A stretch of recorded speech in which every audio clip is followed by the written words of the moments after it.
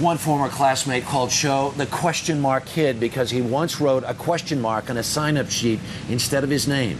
Sara Stevens is a junior here at Virginia Tech and a former CBS News intern. She and Cho were in the same playwriting class.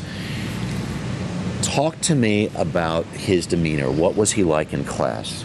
I wish I could say more about his demeanor, but honestly, I had classes with him for 3 years, and he was known as being expressionless. He usually sat in class and I never heard him speak once in 3 years. Which is so unusual. You're in English classes Exactly. with, it's all about self-expression. Exactly. And so that's why until this playwriting class, I had no idea as to what his mental state was like. I had no idea as to what kind of personality he had because he literally just sat in class and stared off into space. What kinds of things did he write about in this playwriting class? Very graphic things. He wrote a play about how his father, there was a character where the father raped the son, and the son was gonna get back at him by killing him, and it became very brutal and graphic and vulgar with the language. And there was another play about how he was gonna get revenge on a teacher who had given him low marks, and so he just once again lashed out within the play with just very brutal, vulgar language. It was hard to read.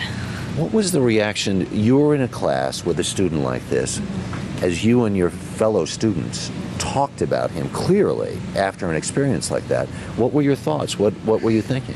I mean, it was mixed. A lot of us, because the language was so graphic and we didn't have any indication as to what his personality was like, took it as perhaps he was joking and this was meant to be taken as a comedy, and, you know, because it was just so over the top that, you know, how could this be taken seriously? But it brushed me in the wrong way, and it was hard for me to read, and I told him that in class, and literally he made me so nervous that the only thing that I could give him as a remark was that I thought his language was too graphic. Right, because one of the other responsibilities was the self-critiquing. Yeah. You had to talk to him about his work, and did he have to ever talk to you about yours? Or? Yeah, he was.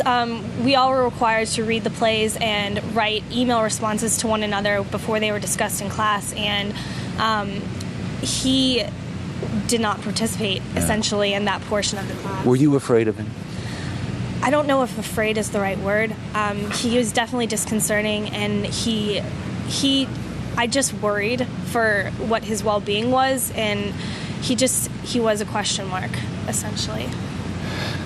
To go through what this campus has gone through then, and to find out what you found out on Monday, that this was someone in your class, how are you processing this?